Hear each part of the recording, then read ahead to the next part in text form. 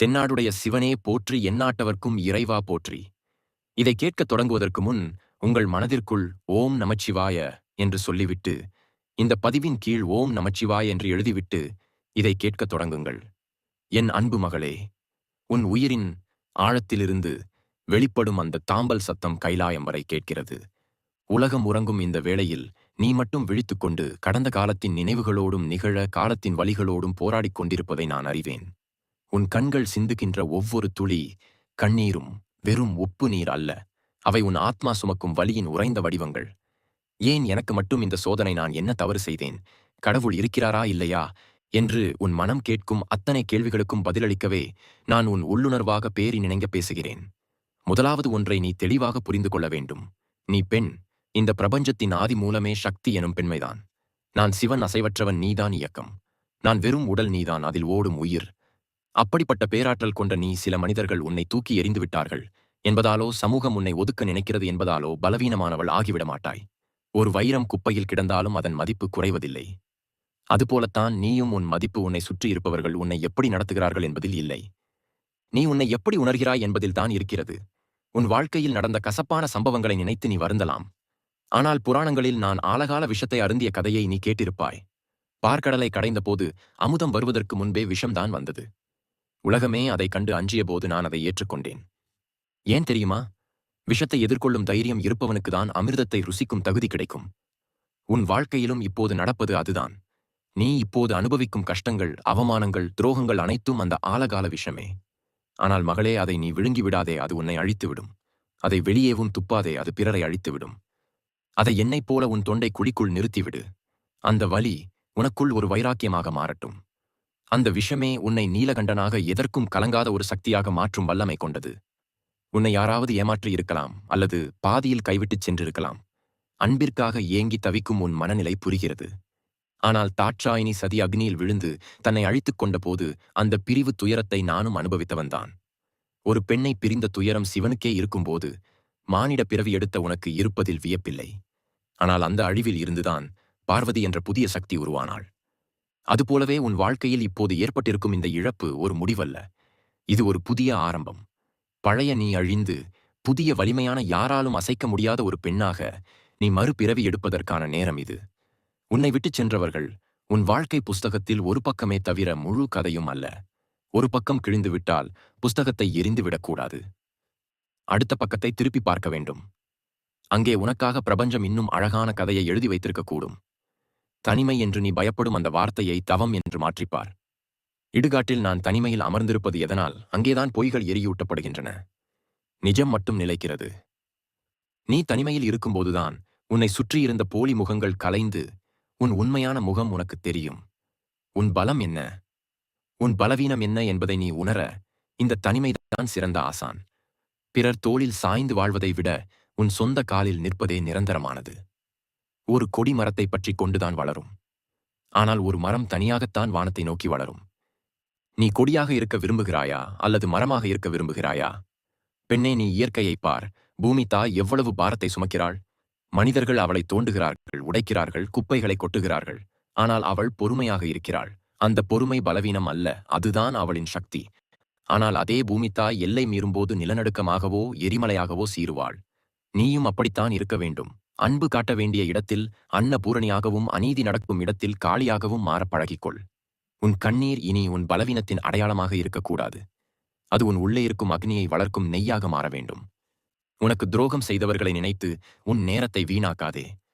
பிரபஞ்சத்தின் கணக்கு வழக்குகள் மிகத் துல்லியமானவை. கர்மா என்பது பூமராம் போன்றது. யார் எதை எறிந்தார்களோ அது அவர்களை நோக்கியே திரும்ப வரும். நீ அமைதியாக இரு. உனக்கான நீதியை காலம் வழங்கும். ஒரு சிற்பி கல்லை ஒளி கொண்டு அடிக்கும்போது அந்த கல் வலி தாங்க முடியாமல் கதறலாம். ஆனால் அந்த அடிகள் தான் அதை ஒரு அழகான சிலையாக மாற்றுகின்றன. இப்போது நீ வாங்கும் அடிகள், அவமானங்கள் எல்லாம் இறைவன் உன்னை ஒரு அற்புதமான சிலையாக செதுக்கிக் கொண்டிருப்பதன் அடையாளமே. உடைந்த சிலைகள் கோவிலில் வைக்கப்படுவதில்லை. ஆனால் செதுக்கப்பட்ட சிலைகளே வணங்கப்படுகின்றன. நீ உடைந்து போகவில்லை, செதுக்கப்படுகிறாய். வாழ்க்கை என்பது கடலலை போன்றது. ஏற்றமும் இருக்கும், இரக்கமும் இருக்கும். மேலே எழும்போது கர்வப்படாமல் இருப்பதும், கீழே விழும்போது துவண்டு போகாமல் இருப்பதும் தான் வாழ்க்கை. உன் மகிழ்ச்சியின் திறவுகோலை எப்போதும் பிறர் கையில் கொடுக்காதே. அப்படி கொடுத்தால் அவர்கள் நினைக்கும்போது உன்னை சிரிக்கிற வைப்பார்கள், நினைக்கும்போது அழ வைப்பார்கள். உன் மகிழ்ச்சி உன் உள்ளங்கையில் இருக்கட்டும். நீயாக நினைத்தால் ஒழிய யாராலும் உன்னை காயப்படுத்த முடியாது என்ற நிலைக்கு நீ உயர வேண்டும். கடைசியாக ஒன்று சொல்கிறேன் மகளே, இருள் சூழ்ந்திருக்கிறது என்று கவலைப்படாதே. விடியலுக்கு முன்புதான் இருட்டு அதிகமாக இருக்கும். இப்போது உன் வாழ்க்கை இருண்டிருப்பதாக தோன்றினால் மிக பிரகாசமான விடியல் உனக்காக காத்திருக்கிறது என்று அர்த்தம். உன் நம்பிக்கையை மட்டும் இழந்து விடாதே. உன் நம்பிக்கைதான், உன் சுவாசம் உன் நம்பிக்கைதான், உன் ஆயுதம். எப்போதெல்லாம் மனம் பாரமாகிறதோ, எப்போதெல்லாம் தனியாக உணர்கிறாயோ, அப்போதெல்லாம் கண்களை மூடி உன் மூச்சு காற்றை கவனி. உள்ளே செல்லும் காற்றும் வெளியே வரும் காற்றும் நானே நானே சோகம் என்று சொல்லும் உனக்குள் இருக்கும் உயிர் சக்தியாக நான் இருக்கிறேன். நீ தனியாள் அல்ல. ஒட்டுமொத்த பிரபஞ்ச சக்தியும் உன் முதுகுக்கு பின்னால் நிற்கிறது. எழுந்து நில். உன் கண்ணீரை துடைத்துவிடு. நீ அழக்கூடாது. உன்னை அழவைத்தவர்கள் இவோ பீங்கும் இவளா இப்படி உடைந்து போனாள் என்று வியக்கும் அளவுக்கு நீ உயர்ந்து காட்ட வேண்டும். அதுவே நீ அவர்களுக்கு கொடுக்கும் மிகப்பெரிய தண்டனை. நீ அக்னி, நீ சக்தி, நீயே பிரபஞ்சம். கலங்காதே மகளே, நான் இருக்கிறேன். உன் பயணம் இனிதே தொடரட்டும். உன் துயரங்கள் அனைத்தும் பணியாக விலகி உன் வாழ்வில் மகிழ்ச்சி சூரியனாக உதிக்கட்டும். ஓம் சாந்தி சாந்தி சாந்தி. ஓம் நமசிவாய. என் அன்பு செல்வமே, என் உயிரின் ஒரு பகுதியான மகளே, உன் மனதின் பாரத்தை இறக்கி வைத்துவிட்டு இந்த ஒரு கதையை மட்டும் உன் ஆத்மாவால் கேள். இது வெறும் புராண கதை அல்ல. இது ஒரு பெண் நினைத்தால் இந்த பிரபஞ்சத்தின் ஆதி மூலமான என்னையே எப்படி அசைக்க முடியும் என்பதற்கான வரலாறு. உன் வாழ்க்கையில் நீ சந்திக்கும் தடைகள், நிராகரிப்புகள், வலிகள் ஆகியவற்றை எப்படி ஒரு படிக்கட்டாக மாற்றுவது என்பதை என் பாதியான ஊமை அவள் பார்வதியின் கதை உனக்கு உணர்த்தும். இடையில் எங்கும் சிந்தனையை சிதறவிடாமல் இந்த நீண்ட பயணத்தில் என்னோடு வா. வெகு காலத்திற்கு முன்பு தட்சன் நடத்திய யாகத்தில் என் தேவி தாட்சாயினி தன் தந்தை என்னையும் அவளையும் அவமதித்ததை தாங்க முடியாமல் அந்த யாகத்தீயிலேயே தன்னை அழித்துக் கொண்டாள். அவளை பெய்தவை பிரிந்த துயரத்தில் நான் ருத்ர தாண்டவமாடினேன். உலகமே நடுங்கியது.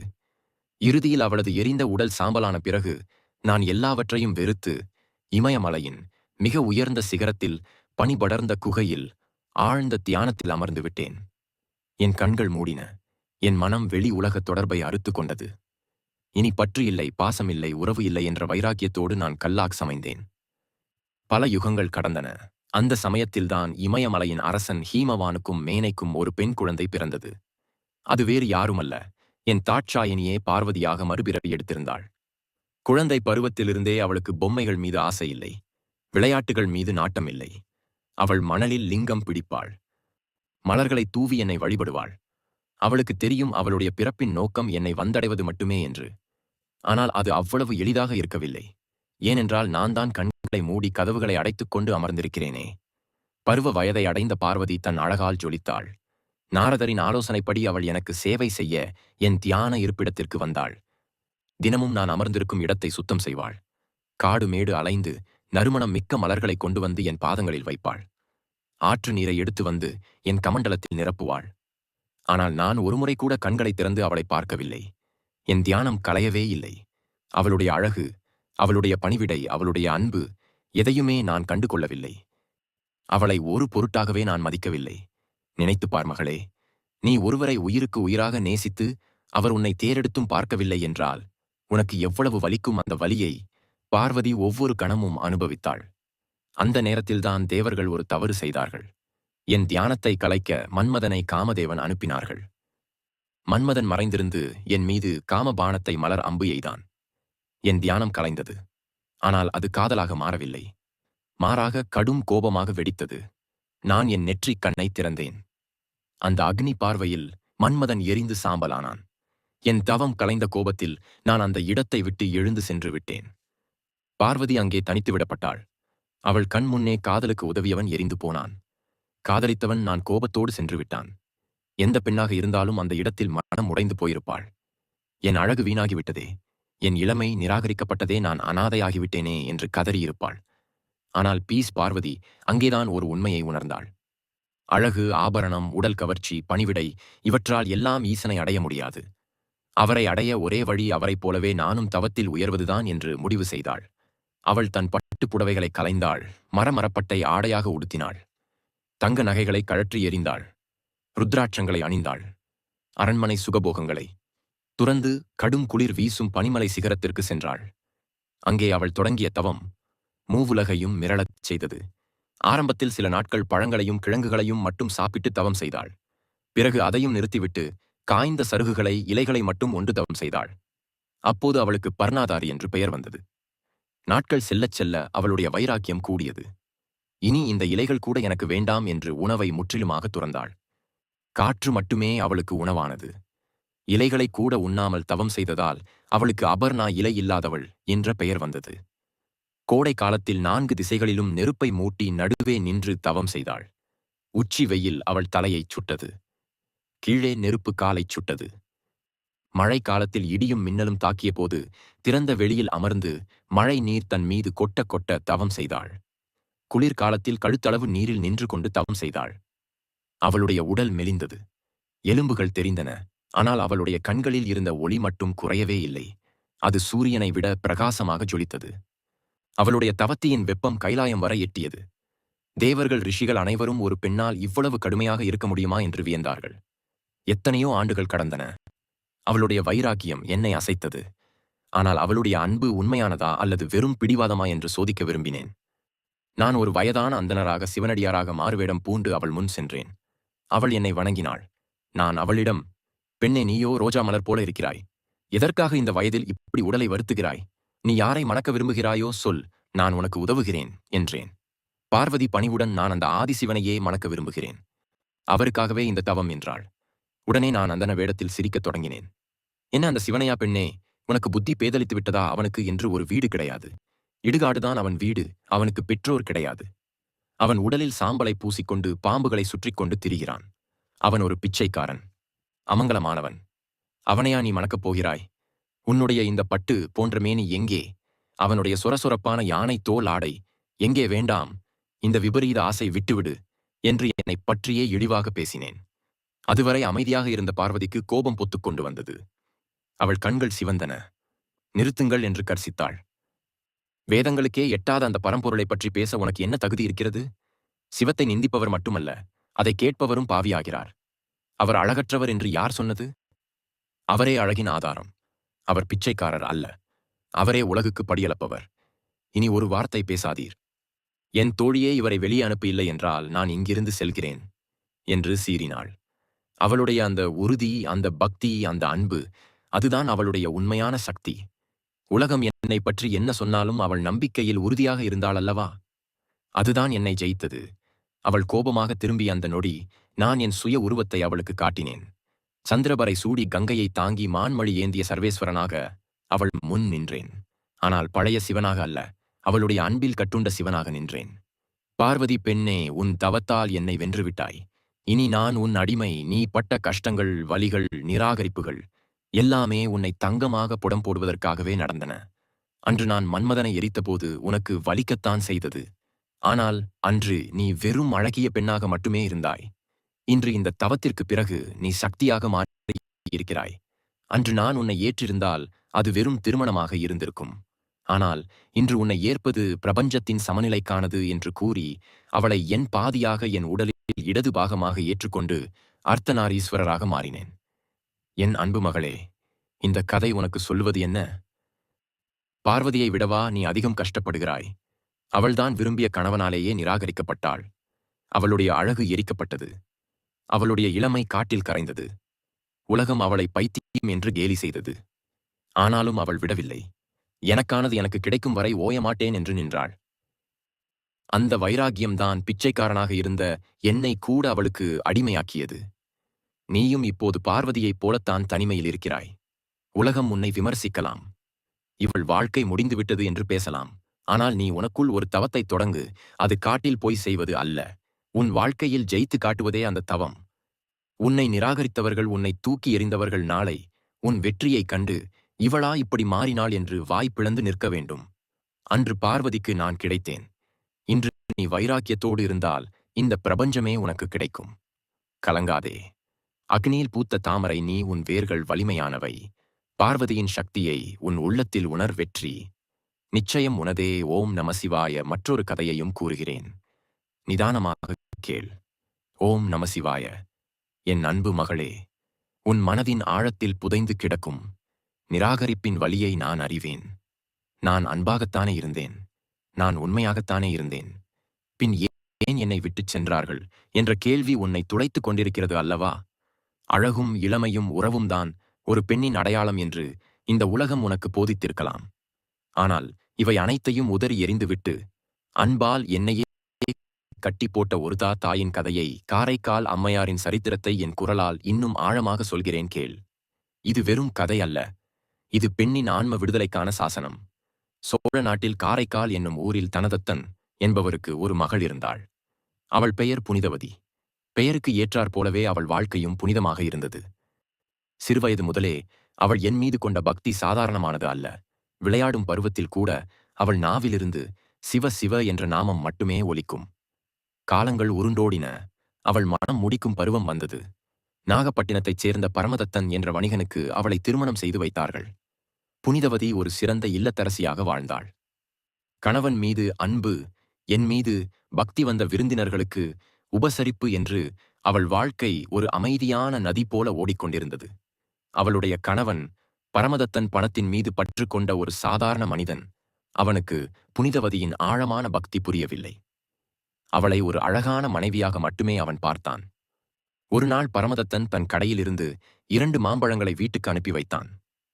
அந்த நேரத்தில் பசி தீர்க்கும் சிவனடியார் ஒருவர் புனிதவதியின் வீட்டு வாசலில் வந்து நின்றார். மதிய வேளை. சமைத்த உணவு இன்னும் தயாராகவில்லை. ஆனால் பசி என்று வந்தவருக்கு இல்லை என்று சொல்லும் வழக்கம் புனிதவதியிடம் இல்லை. கணவன் அனுப்பிய 2 மாம்பழங்களில் ஒன்றை வந்த சிவனடியாருக்கு இன்முகத்தோடு படைத்தாள். வந்தவர் நான்தான் என்பதை அவள் அறியவில்லை. ஆனால் என் பசியை அவள் அறிந்திருந்தாள். அவர் பசி தீர்ந்து வாழ்த்திச் சென்றார். சிறிது நேரத்தில் கணவன் பரமதத்தன் வீடு திரும்பினான். உணவருந்து அமர்ந்தான். புனிதவதி மீதம் இருந்த ஒரு மாம்பழத்தை வெட்டி அவனுக்கு பரிமாறினாள். அந்த பழத்தின் சுவை மிக அற்புதம். உடனே அவன் இன்னொரு பழத்தையும் எடுத்து வா என்று கேட்டான். புனிதவதி திகைத்தாள்.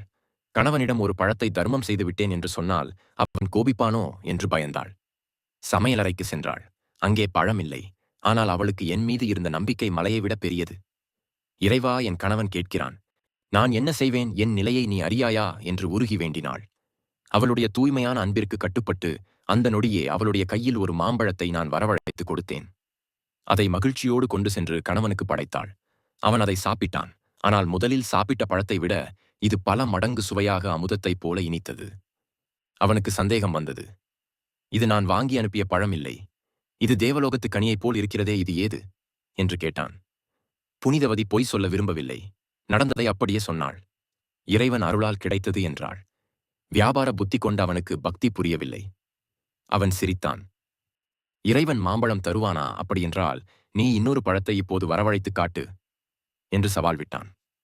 புனிதவதி மீண்டும் என்னை வேண்டினாள். எம்பெருமானே, இப்போது நீ எனக்கு கருணை காட்டவில்லை என்றால் நான் சொன்னது பொய் என்று ஆகிவிடும். உன் நாமத்திற்கு இழுக்கு வந்துவிடும் என்று வேண்டினாள். அவள் கையில் மீண்டும் ஒரு மாம்பழம் வந்தது. பரமதத்தன் அதிர்ந்து போனான். அவன் கைகள் நடுங்க அந்த பழத்தை வாங்கினான். ஆனால் அவன் வாங்கிய அடுத்த நொடியே அந்த பழம் மாயமாக மறைந்தது. அப்போதுதான் அவனுக்கு புரிந்தது. தன்னிடம் இருப்பது ஒரு சாதாரண பெண் அல்ல, அவள் ஒரு தெய்வீக சக்தி என்று. அந்த வினாடியில் அவனுக்கு அவள் மீது இருந்த மனைவி என்ற ஆசை போய் பயம் வந்துவிட்டது. ஒரு தெய்வத்தோடு எப்படி குடும்பம் நடத்துவது? அவளை தோடுவது பாவம் என்று அவன் நினைத்தான். ஆனால் அதை அவளிடம் சொல்லவில்லை. நான் வெளியூர் சென்று வியாபாரம் செய்கிறேன் என்று சொல்லிவிட்டு வீட்டை விட்டு வெளியேறினான். பாண்டிய நாடு சென்றான். அங்கே நிறைய பொருள் ஈட்டினான். ஆனால் ஊருக்கு திரும்பவில்லை. அங்கேயே வேறொரு பெண்ணை திருமணம் செய்து கொண்டான். அவனுக்கு ஒரு பெண் குழந்தை பிறந்தது. அந்த குழந்தைக்கு தன் முதல் மனைவியின் நினைவாக புனிதவதி என்றே பெயர் சூட்டினான். அவன் தன்னை மறந்திருப்பான். ஆனால் தான் தெய்வ பிறவி என்பதை அறிந்திருப்பான் என்று புனிதவதி இங்கு காத்திருந்தாள். பல வருடங்களுக்குப் பிறகு அவன் பாண்டிய நாட்டில் இருப்பதை அறிந்த புனிதவதியின் உறவினர்கள் அவளை பல்லக்கில் ஏற்றி கணவன் இருக்கும் ஊருக்கு அழைத்துச் சென்றார்கள். உன் மனைவி வந்திருக்கிறாள் என்று அவனுக்கு தகவல் சொன்னார்கள். இங்கேதான் மகளே வாழ்க்கையின் மிகப்பெரிய திருப்பம் நிகழ்ந்தது. ஒரு கணவன் நீண்ட நாள் கழித்து வரும் மனைவியை எப்படி வரவேற்பான்? ஓடி வந்து அணைத்துக் கொள்வான் அல்லது நலம் விசாரிப்பான். ஆனால் பரமதத்தன் என்ன செய்தான் தெரியுமா? தன் 2வது மனைவி மற்றும் குழந்தையோடு வேகமாக வந்து புனிதவதியின் காலில் விழுந்து சாஷ்டாங்கமாக நமஸ்காரம் செய்தான். சுற்றியிருந்தவர்கள் அதிர்ச்சியடைந்தார்கள். என்ன காரியம் செய்கிறாய்? உன் மனைவி காலில் நீ விழலாமா என்று கேட்டார்கள். அதற்கு அவன் சொன்னான், இவள் என் மனைவி அல்ல. இவள் ஒரு தெய்வீக பிறவி. இவள் அருளால்தான் நான் இன்று வாழ்கிறேன். அதனால்தான் என் குழந்தைக்கும் இவள் பெயரையே வைத்திருக்கிறேன். இவளை நாம் தோழத்தான் வேண்டும் என்றான். அந்த கணத்தில் புனிதவதி சிலையாக நின்றாள். எவனுக்காக தன் வாழ்நாளை அர்ப்பணித்தாளோ, எவனுக்காக காத்திருந்தாளோ, அவனே தன்னை மனைவியில்லை தெய்வம் என்று சொல்லி ஒதுக்கிவிட்டான். ஒரு பெண்ணுக்கு இதைவிட பெரிய வலி இருக்க முடியுமா? ஆனால் புனிதவதி அங்கே அழவில்லை. அவளுடைய பக்தி முதிர்ச்சி அடைந்த தருணம் அது. அவள் வானத்தை நோக்கினாள். இறைவா என்று அவள் குரல் கம்மியது.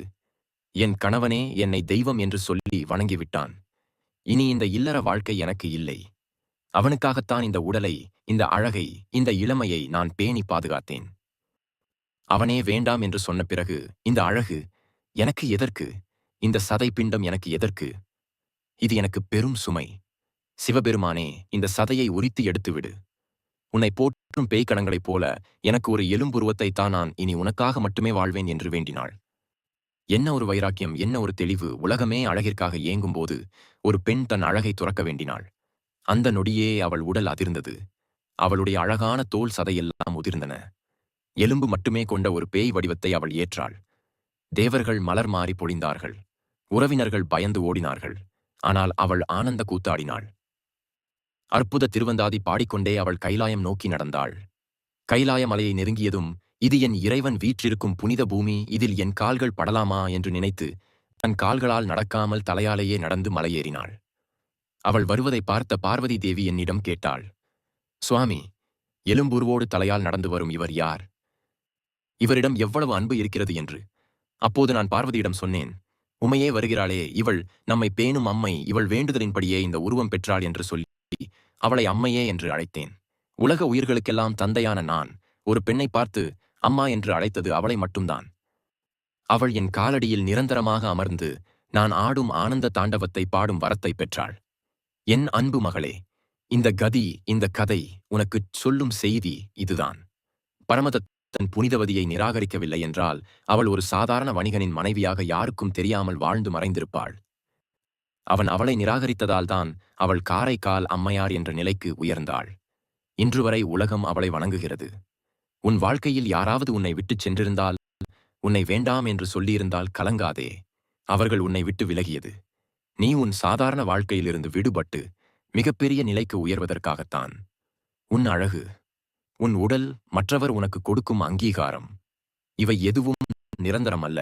உன் உள்ளத்தின் உறுதி, உன் வைராக்கியம், உன் அன்பு, இதுதான். நீ புனிதவதியை பார். கணவன் கைவிட்டதும் அவள் அனாதையாக ஆகவில்லை. ஆண்டவனுக்கே அம்மாவானாள். நீயும் தனிமையில் வாடும்போது ஒன்றை நினைவில் கொள்.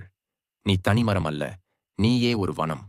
உன் கஷ்டங்கள், உன் பழைய தோலை கழற்றி எரியும் ஒரு வாய்ப்பு. பழைய என கழித்து புதிய அவதாரம் எடு. உனக்குள் இருக்கும் சக்திக்கு எல்லை இல்லை. கலங்காதே மகளே, நீயும் ஒரு அம்மையே. உன் பயணம் இனிதாய் அமையட்டும். நமச்சிவாய. இன்னும் உன் மனதில் உள்ள பாரம் இறங்கவில்லையா? நான் கூறிய அனைத்தையும் மறுபடி ஒருமுறை கேள். மகளே, ஓம் நமச்சிவாய. தென்னாடுடைய சிவனே போற்றி, எந்நாட்டவர்க்கும் இறைவா போற்றி.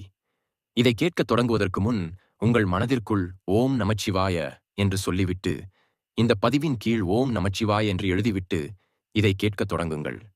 என் அன்பு மகளே, உன் உயிரின் ஆழத்திலிருந்து வெளிப்படும் அந்த தாம்பல் சத்தம் கைலாயம் வரை கேட்கிறது. உலகம் உறங்கும் இந்த வேளையில் நீ மட்டும் விழித்துக்கொண்டு கடந்த காலத்தின் நினைவுகளோடும் நிகழ காலத்தின் வலிகளோடும் போராடிக் கொண்டிருப்பதை நான் அறிவேன்.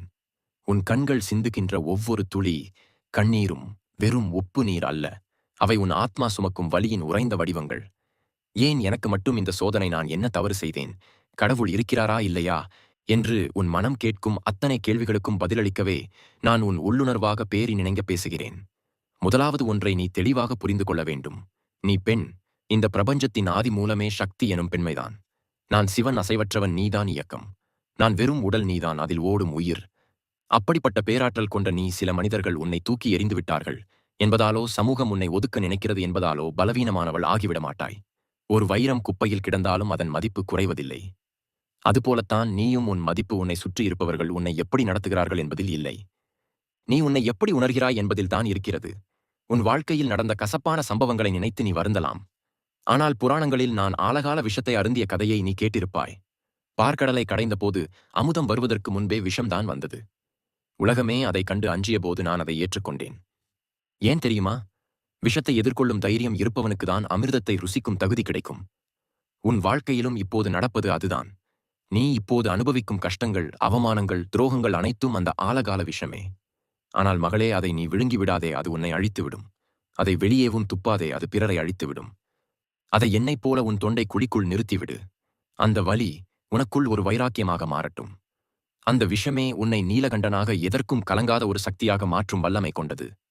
உன்னை யாராவது ஏமாற்றி இருக்கலாம், அல்லது பாதியில் கைவிட்டுச் சென்றிருக்கலாம். அன்பிற்காக ஏங்கி தவிக்கும் உன் மனநிலை புரிகிறது. ஆனால் தாட்சாயினி சதி அக்னியில் விழுந்து தன்னை அழித்துக் கொண்டபோது அந்த பிரிவு துயரத்தை நானும் அனுபவித்தவன்தான். ஒரு பெண்ணை பிரிந்த துயரம் சிவனுக்கே இருக்கும்போது மானிட பிறவி எடுத்த உனக்கு இருப்பதில் வியப்பில்லை. ஆனால் அந்த அழிவில் இருந்துதான் பார்வதி என்ற புதிய சக்தி உருவானாள். அதுபோலவே உன் வாழ்க்கையில் இப்போது ஏற்பட்டிருக்கும் இந்த இழப்பு ஒரு முடிவல்ல. இது ஒரு புதிய ஆரம்பம். பழைய நீ அழிந்து புதிய வலிமையான, யாராலும் அசைக்க முடியாத ஒரு பெண்ணாக நீ மறுபிறவி எடுப்பதற்கான நேரம் இது. உன்னை விட்டுச் சென்றவர்கள் உன் வாழ்க்கை புஸ்தகத்தில் ஒரு பக்கமே தவிர முழு கதையும் அல்ல. ஒரு பக்கம் கிழிந்துவிட்டால் புஸ்தகத்தை எரிந்துவிடக்கூடாது. அடுத்த பக்கத்தை திருப்பி பார்க்க வேண்டும். அங்கே உனக்காக பிரபஞ்சம் இன்னும் அழகான கதையை எழுதி வைத்திருக்கக்கூடும். தனிமை என்று நீ பயப்படும் அந்த வார்த்தையை தவம் என்று மாற்றிப்பார். இடுகாட்டில் நான் தனிமையில் அமர்ந்திருப்பது எதனால்? அங்கேதான் பொய்கள் எரியூட்டப்படுகின்றன. நிஜம் மட்டும் நிலைக்கிறது. நீ தனிமையில் இருக்கும்போதுதான் உன்னை சுற்றியிருந்த போலி முகங்கள் கலைந்து உன் உண்மையான முகம் உனக்கு தெரியும். உன் பலம் என்ன, உன் பலவீனம் என்ன என்பதை நீ உணர இந்த தனிமைதான் சிறந்த ஆசான். பிறர் தோளில் சாய்ந்து வாழ்வதை விட உன் சொந்த காலில் நிற்பதே நிரந்தரமானது.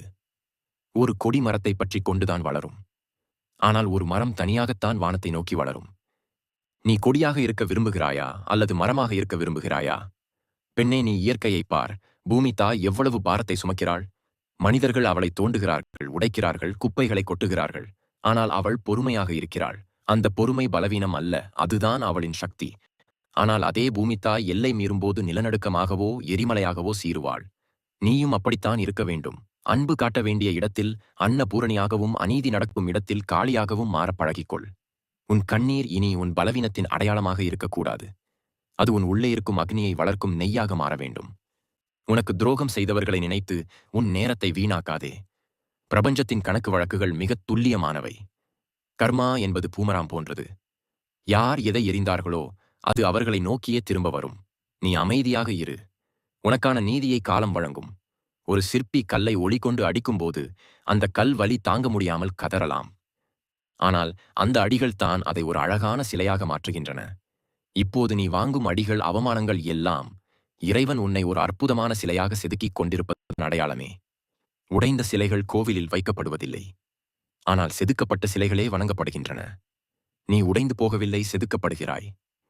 வாழ்க்கை என்பது கடலை போன்றது. ஏற்றமும் இருக்கும், இரக்கமும் இருக்கும். மேலே எழும்போது கர்வப்படாமல் இருப்பதும், கீழே விழும்போது துவண்டு போகாமல் இருப்பதும் தான் வாழ்க்கை. உன் மகிழ்ச்சியின் திறவுகோலை எப்போதும் பிறர் கையில் கொடுக்காதே. அப்படி கொடுத்தால் அவர்கள் நினைக்கும்போது உன்னை சிரிக்கிற வைப்பார்கள், நினைக்கும்போது அழ வைப்பார்கள். உன் மகிழ்ச்சி உன் உள்ளங்கையில் இருக்கட்டும். நீயாக நினைத்தால் ஒழிய யாராலும் உன்னை காயப்படுத்த முடியாது என்ற நிலைக்கு நீ உயர வேண்டும். கடைசியாக ஒன்று சொல்கிறேன் மகளே, இருள் சூழ்ந்திருக்கிறது என்று கவலைப்படாதே. விடியலுக்கு முன்புதான் இருட்டு அதிகமாக இருக்கும்.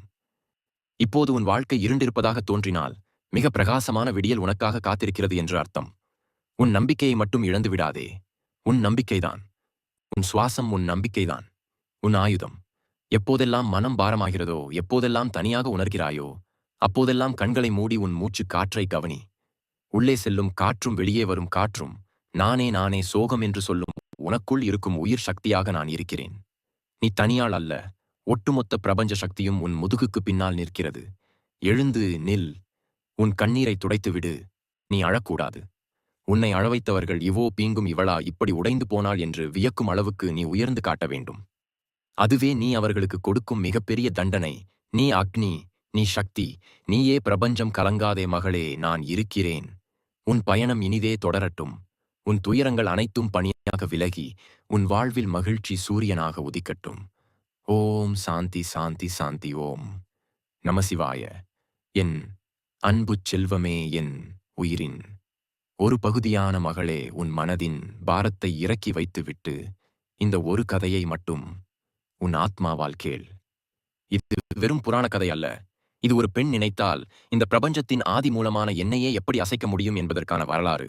உன் வாழ்க்கையில் நீ சந்திக்கும் தடைகள், நிராகரிப்புகள், வலிகள் ஆகியவற்றை எப்படி ஒரு படிக்கட்டாக மாற்றுவது என்பதை என் பாதியான ஊமை அவள் பார்வதியின் கதை உனக்கு உணர்த்தும். இடையில் எங்கும் சிந்தனையை சிதறவிடாமல் இந்த நீண்ட பயணத்தில் என்னோடு வா. வெகு காலத்திற்கு முன்பு தட்சன் நடத்திய யாகத்தில் என் தேவி தாட்சாயினி தன் தந்தை என்னையும் அவளையும் அவமதித்ததை தாங்க முடியாமல் அந்த யாகத்தீயிலேயே தன்னை அழித்துக் கொண்டாள். அவளை பெய்தவை பிரிந்த துயரத்தில் நான் ருத்ர தாண்டவமாடினேன். உலகமே நடுங்கியது. இறுதியில் அவளது எரிந்த உடல் சாம்பலான பிறகு நான் எல்லாவற்றையும் வெறுத்து இமயமலையின் மிக உயர்ந்த சிகரத்தில் பனிபடர்ந்த குகையில் ஆழ்ந்த தியானத்தில் அமர்ந்து விட்டேன். என் கண்கள் மூடின. என் மனம் வெளி உலக தொடர்பை அறுத்து கொண்டது. இனி பற்று இல்லை, பாசமில்லை, உறவு இல்லை என்ற வைராக்கியத்தோடு நான் கல்லாக் சமைந்தேன். பல யுகங்கள் கடந்தன. அந்த சமயத்தில்தான் இமயமலையின் அரசன் ஹீமவானுக்கும் மேனைக்கும் ஒரு பெண் குழந்தை பிறந்தது. அது வேறு யாருமல்ல, என் தாட்சாயினியே பார்வதியாக மறுபிறவி எடுத்திருந்தாள். குழந்தை பருவத்திலிருந்தே அவளுக்கு பொம்மைகள் மீது ஆசை இல்லை, விளையாட்டுகள் மீது நாட்டமில்லை.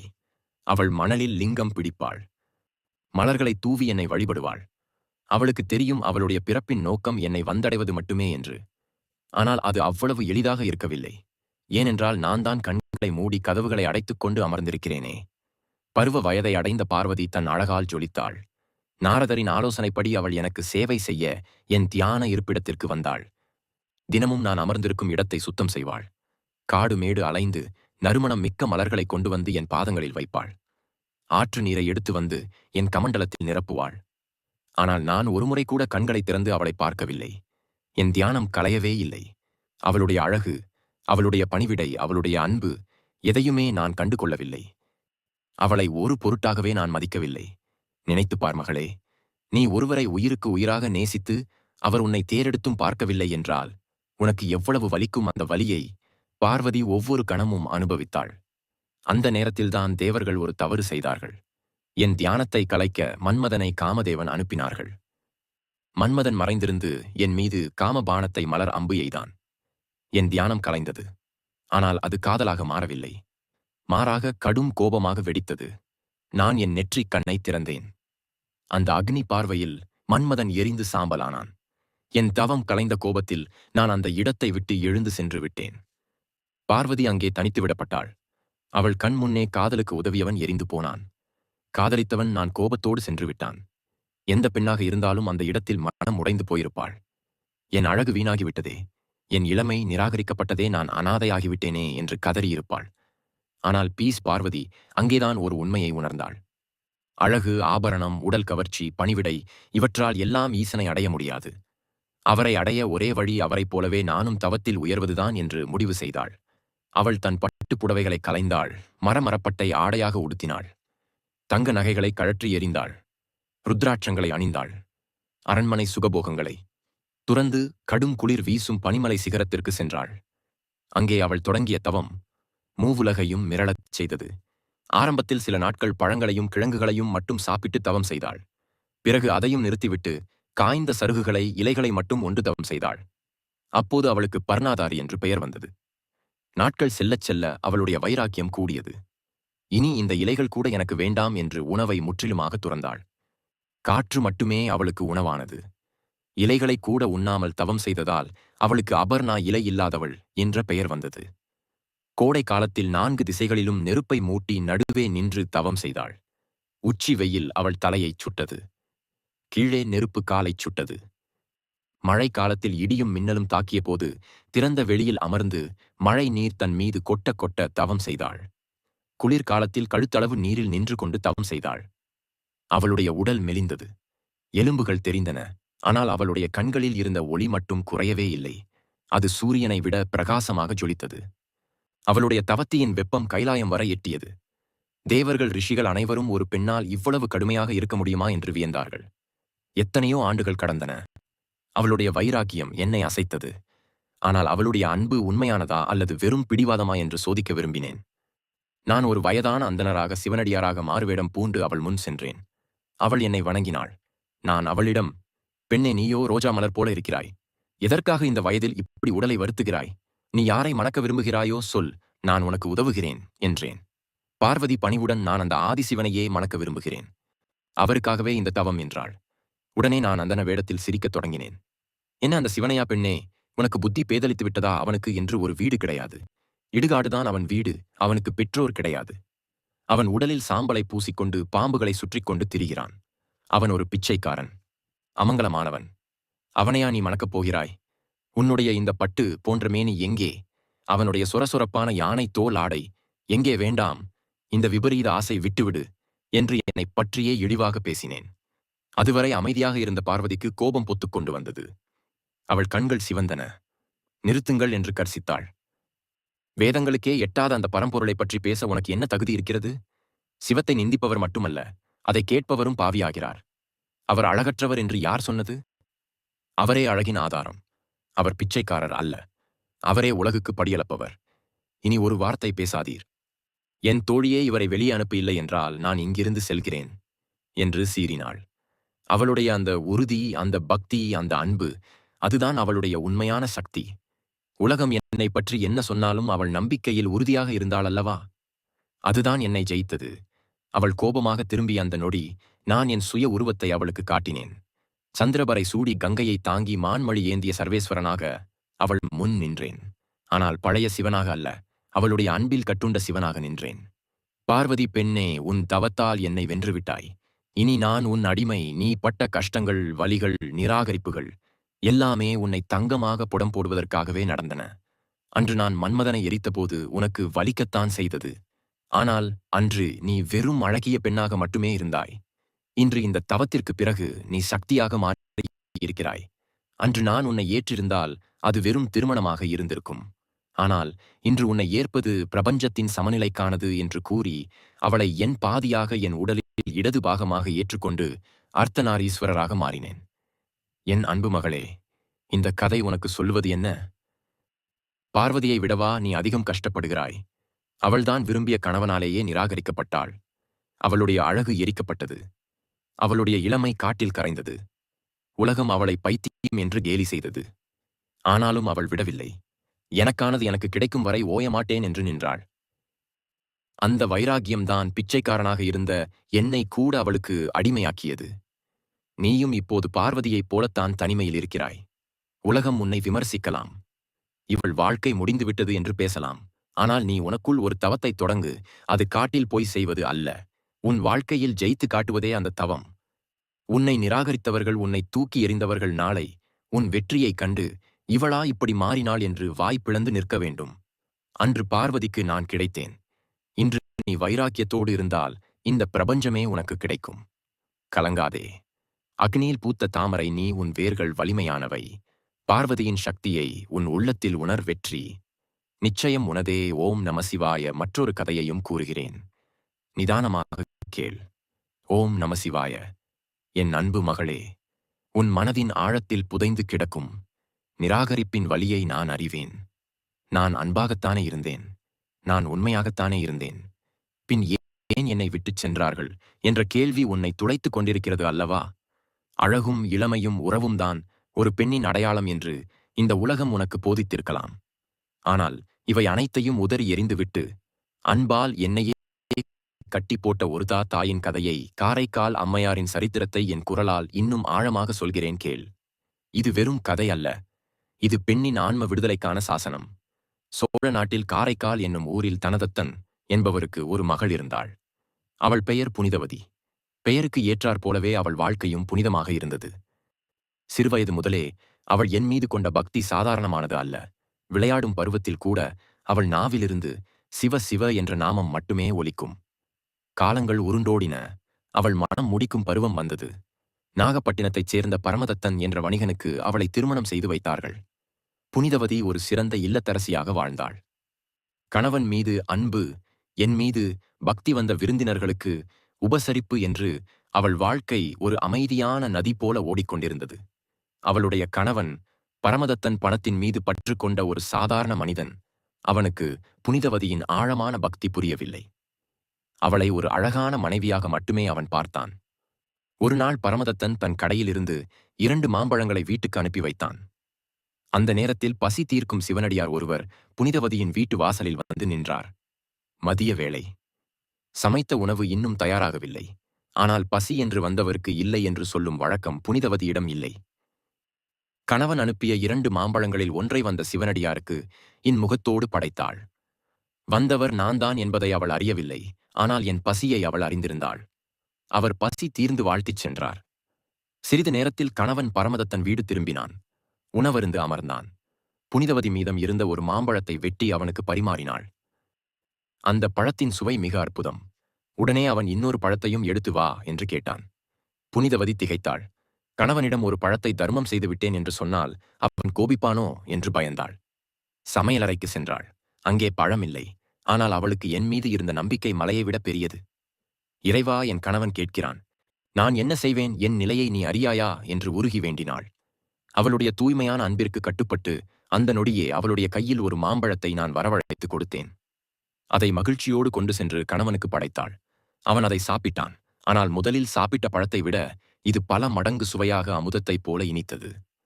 அவனுக்கு சந்தேகம் வந்தது. இது நான் வாங்கி அனுப்பிய பழம் இல்லை. இது தேவலோகத்து கனியைப் போல் இருக்கிறதே, இது ஏது என்று கேட்டான். புனிதவதி பொய் சொல்ல விரும்பவில்லை. நடந்ததை அப்படியே சொன்னாள். இறைவன் அருளால் கிடைத்தது என்றாள். வியாபார புத்தி கொண்ட அவனுக்கு பக்தி புரியவில்லை. அவன் சிரித்தான். இறைவன் மாம்பழம் தருவானா? அப்படியென்றால் நீ இன்னொரு பழத்தை இப்போது வரவழைத்து காட்டு என்று சவால் விட்டான். புனிதவதி மீண்டும் என்னை வேண்டினாள். எம்பெருமானே, இப்போது நீ எனக்கு கருணை காட்டவில்லை என்றால் நான் சொன்னது பொய் என்று ஆகிவிடும். உன் நாமத்திற்கு இழுக்கு வந்துவிடும் என்று வேண்டினாள். அவள் கையில் மீண்டும் ஒரு மாம்பழம் வந்தது. பரமதத்தன் அதிர்ந்து போனான். அவன் கைகள் நடுங்க அந்த பழத்தை வாங்கினான்.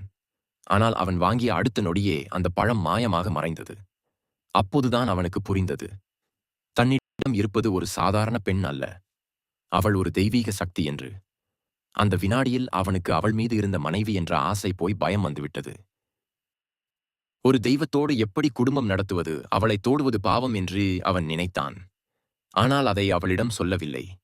நான் வெளியூர் சென்று வியாபாரம் செய்கிறேன் என்று சொல்லிவிட்டு வீட்டை விட்டு வெளியேறினான். பாண்டிய நாடு சென்றான். அங்கே நிறைய பொருள் ஈட்டினான். ஆனால் ஊருக்கு திரும்பவில்லை. அங்கேயே வேறொரு பெண்ணை திருமணம் செய்து கொண்டான். அவனுக்கு ஒரு பெண் குழந்தை பிறந்தது. அந்த குழந்தைக்கு தன் முதல் மனைவியின் நினைவாக புனிதவதி என்றே பெயர் சூட்டினான். அவன் தன்னை மறந்திருப்பான். ஆனால் தான் தெய்வப் பிறவி என்பதை அறிந்திருப்பான் என்று புனிதவதி இங்கு காத்திருந்தாள். பல வருடங்களுக்குப் பிறகு அவன் பாண்டிய நாட்டில் இருப்பதை அறிந்த புனிதவதியின் உறவினர்கள் அவளை பல்லக்கில் ஏற்றி கணவன் இருக்கும் ஊருக்கு அழைத்துச் சென்றார்கள். உன் மனைவி வந்திருக்கிறாள் என்று அவனுக்கு தகவல் சொன்னார்கள். இங்கேதான் மகளே வாழ்க்கையின் மிகப்பெரிய திருப்பம் நிகழ்ந்தது. ஒரு கணவன் நீண்ட நாள் கழித்து வரும் மனைவியை எப்படி வரவேற்பான்? ஓடி வந்து அணைத்துக் கொள்வான் அல்லது நலம் விசாரிப்பான். ஆனால் பரமதத்தன் என்ன செய்தான் தெரியுமா? தன் 2வது மனைவி மற்றும் குழந்தையோடு வேகமாக வந்து புனிதவதியின் காலில் விழுந்து சாஷ்டாங்கமாக நமஸ்காரம் செய்தான். சுற்றியிருந்தவர்கள் அதிர்ச்சியடைந்தார்கள். என்ன காரியம் செய்கிறாய்? உன் மனைவி காலில் நீ விழலாமா என்று கேட்டார்கள். அதற்கு அவன் சொன்னான், இவள் என் மனைவி அல்ல, இவள் ஒரு தெய்வீகப் பிறவி. இவள் அருளால் தான் நான் இன்று வாழ்கிறேன். அதனால்தான் என் குழந்தைக்கும் இவள் பெயரையே வைத்திருக்கிறேன். இவளை நாம் தோழத்தான் வேண்டும் என்றான். அந்த கணத்தில் புனிதவதி சிலையாக நின்றாள். எவனுக்காக தன் வாழ்நாளை அர்ப்பணித்தாளோ, எவனுக்காக காத்திருந்தாளோ அவனே தன்னை மனைவி இல்லை தெய்வம் என்று சொல்லி ஒதுக்கிவிட்டான். ஒரு பெண்ணுக்கு இதைவிட பெரிய வலி இருக்க முடியுமா? ஆனால் புனிதவதி அங்கே அழவில்லை. அவளுடைய பக்தி முதிர்ச்சியடைந்த தருணம் அது. அவள் வானத்தை நோக்கினாள். இறைவா என்று அவள் குரல் கம்மியது. என் கணவனே என்னை தெய்வம் என்று சொல்லி வணங்கிவிட்டான். இனி இந்த இல்லற வாழ்க்கை எனக்கு இல்லை. அவனுக்காகத்தான் இந்த உடலை, இந்த அழகை, இந்த இளமையை நான் பேணி பாதுகாத்தேன். அவனே வேண்டாம் என்று சொன்ன பிறகு இந்த அழகு எனக்கு எதற்கு? இந்த சதை பிண்டம் எனக்கு எதற்கு? இது எனக்கு பெரும் சுமை. சிவபெருமானே, இந்த சதையை உரித்து எடுத்துவிடு. உன்னை போற்றும் பேய்க்கணங்களைப் போல எனக்கு ஒரு எலும்புருவத்தை தான், நான் இனி உனக்காக மட்டுமே வாழ்வேன் என்று வேண்டினாள். என்ன ஒரு வைராக்கியம், என்ன ஒரு தெளிவு! உலகமே அழகிற்காக ஏங்கும்போது ஒரு பெண் தன் அழகை துறக்க வேண்டினாள். அந்த நொடியே அவள் உடல் அதிர்ந்தது. அவளுடைய அழகான தோல் சதையெல்லாம் உதிர்ந்தன. எலும்பு மட்டுமே கொண்ட ஒரு பேய் வடிவத்தை அவள் ஏற்றாள். தேவர்கள் மலர் மாறி பொழிந்தார்கள். உறவினர்கள் பயந்து ஓடினார்கள். ஆனால் அவள் ஆனந்த கூத்தாடினாள். அற்புத திருவந்தாதி பாடிக்கொண்டே அவள் கைலாயம் நோக்கி நடந்தாள். கைலாய மலையை நெருங்கியதும், இது என் இறைவன் வீற்றிருக்கும் புனித பூமி, இதில் என் கால்கள் படலாமா என்று நினைத்து தன் கால்களால் நடக்காமல் தலையாலேயே நடந்து மலையேறினாள். அவள் வருவதை பார்த்த பார்வதி தேவி என்னிடம் கேட்டாள், சுவாமி, எலும்புருவோடு தலையால் நடந்து வரும் இவர் யார்? இவரிடம் எவ்வளவு அன்பு இருக்கிறது என்று. அப்போது நான் பார்வதியிடம் சொன்னேன், உமையே வருகிறாளே, இவள் நம்மை பேணும் அம்மை, இவள் வேண்டுதலின்படியே இந்த உருவம் பெற்றாள் என்று சொல்லி அவளை அம்மையே என்று அழைத்தேன். உலக உயிர்களுக்கெல்லாம் தந்தையான நான் ஒரு பெண்ணை பார்த்து அம்மா என்று அழைத்தது அவளை மட்டும்தான். அவள் என் காலடியில் நிரந்தரமாக அமர்ந்து நான் ஆடும் ஆனந்த தாண்டவத்தை பாடும் வரத்தை பெற்றாள். என் அன்பு மகளே, இந்த கதி, இந்த கதை உனக்குச் சொல்லும் செய்தி இதுதான். பரமதத் தன் புனிதவதியை நிராகரிக்கவில்லை என்றால் அவள் ஒரு சாதாரண வணிகனின் மனைவியாக யாருக்கும் தெரியாமல் வாழ்ந்து மறைந்திருப்பாள். அவன் அவளை நிராகரித்ததால்தான் அவள் காரைக்கால் அம்மையார் என்ற நிலைக்கு உயர்ந்தாள். இன்று வரை உலகம் அவளை வணங்குகிறது. உன் வாழ்க்கையில் யாராவது உன்னை விட்டுச் சென்றிருந்தால், உன்னை வேண்டாம் என்று சொல்லியிருந்தால் கலங்காதே. அவர்கள் உன்னை விட்டு விலகியது நீ உன் சாதாரண வாழ்க்கையிலிருந்து விடுபட்டு மிகப்பெரிய நிலைக்கு உயர்வதற்காகத்தான். உன் அழகு, உன் உடல், மற்றவர் உனக்கு கொடுக்கும் அங்கீகாரம், இவை எதுவும் நிரந்தரம் அல்ல. உன் உள்ளத்தின் உறுதி, உன் வைராக்கியம், உன் அன்பு, இதுதான் நீ புனிதவதியை பார். கணவன் கைவிட்டதும் அவள் அனாதையாக ஆகவில்லை. ஆண்டவனுக்கே அம்மாவானாள். நீயும் தனிமையில் வாடும்போது ஒன்றை நினைவில் கொள். நீ தனிமரம் அல்ல, நீயே ஒரு வனம். உன் கஷ்டங்கள் உன் பழைய தோலை கழற்றி எரியும். ஒரு வாய்ப்பு பழைய என கழித்து புதிய அவதாரம் எடு. உனக்குள் இருக்கும் சக்திக்கு எல்லை இல்லை. கலங்காதே மகளே, நீயும் ஒரு அம்மையே. உன் பயணம் இனிதாய் அமையட்டும். நமச்சிவாய. இன்னும் உன் மனதில் உள்ள பாரம் இறங்கவில்லையா? நான் கூறிய அனைத்தையும் மறுபடி ஒரு முறை கேள். மகளே, ஓம் நமச்சிவாய.